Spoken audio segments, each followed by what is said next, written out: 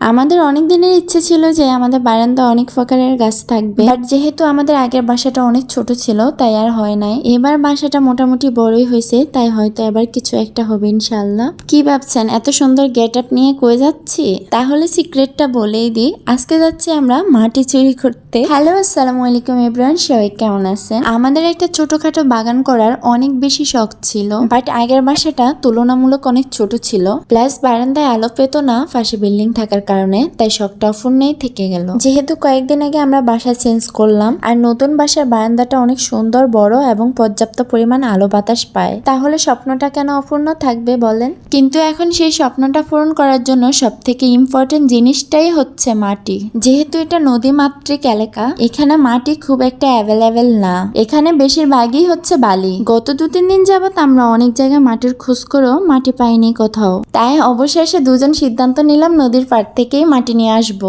তাই কয়েকদিন আগে বিকেলবেলা আমরা 2 বোন চলে গেলাম মাটি আনতে নদীর পাড়ে। এই বন্য ফুলগুলো কত সুন্দর করে ফুটে আছে দেখেন, দেখতে মনটা ভালো হয়ে গেল, সাথে তো নদী আছে। এই ফুলটার নাম আমি জানি না, বাট দেখে লোভ সামলাতে পারলাম না, এত সুন্দর এবং কিউট ছিল। নদীর পাড়ে গিয়েও আমরা কিছুটা আশাহত হলাম, কারণ ওইখানেও অধিকাংশই দেখা যাচ্ছে বালি। আফু অলরেডি কয়েকটা জায়গায় বালি ঘুরে চেক করতেছে নিচে মাটি আছে কিনা, বাট অধিকাংশই দেখা যাচ্ছে সবগুলোই বালি। কিছুক্ষণের জন্য ভাবছিলাম হয়তো আমাদের খালি হাতেই ফিরে আসতে হবে, কিছুই করার নাই, বাট আমরা হাল ছাড়ার মানুষ না, তাই চেষ্টা চালিয়ে যেতে থাকলাম। আমি তো ভিডিও করে নিয়ে ব্যস্ত, বাট আপু বারবার চেক করতেছে কোথায় মাটি পাওয়া যায়। নদীর পাড় যাওয়ার আগ অব্দি আমার অনেক বেশি মন খারাপ ছিল, কিন্তু নদীটা দেখে আমার মনটা কেমন জানি নিমিশেই ভালো হয়ে গেল। আচ্ছা, এটা কোন নদী এবং কোন ব্রিজ কেউ বলতে পারবেন? যাই হোক, ছোট করে একটা হিংস দিয়ে দিয়ে আপনারা যদি বাসে করে কক্সবাজার ট্যুর দিতে চান তাহলে এই ব্রিজ ছাড়া অসম্ভব। তাহলে এবার বলে ফেলেন তো দেখি, এটা কোন নদী এবং কোন ব্রিজ? আল্লাহর সৃষ্টি কতই না সুন্দর, তাই না? আসলে আমাদের বাংলাদেশটা কিন্তু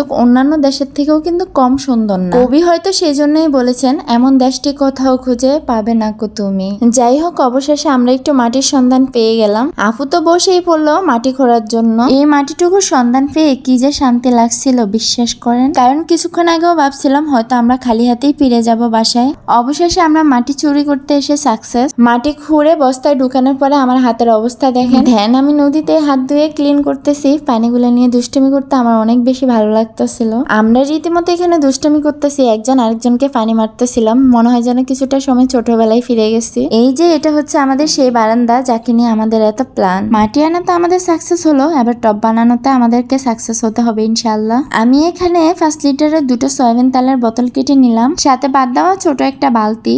আপু মাটির চাকাগুলো ভেঙে ভেঙে বালতি ভরতেছিল, বাট ফাঁসে থেকে রোজা অনেক বেশি ডিস্টার্ব করতেছে।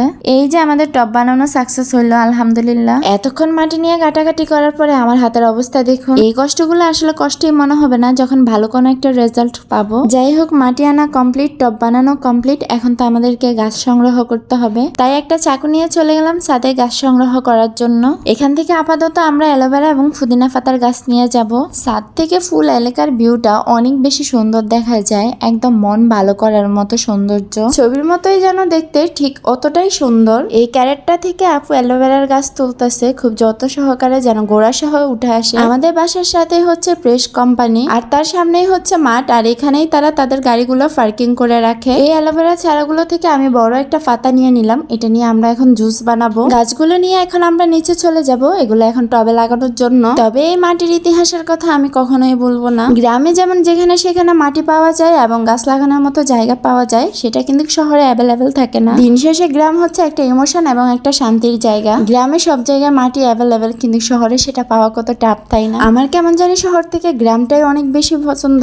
গ্রাম মানেই হচ্ছে যেন আরেকটা ইমোশনের নাম। যাই হোক, আপু পুদিনা পাতার গাছগুলো অনেক সুন্দর করে সেট করে দিচ্ছিল টবে। আমরা অনেক বেশি টেনশনে ছিলাম গাছগুলো হবে কিনা।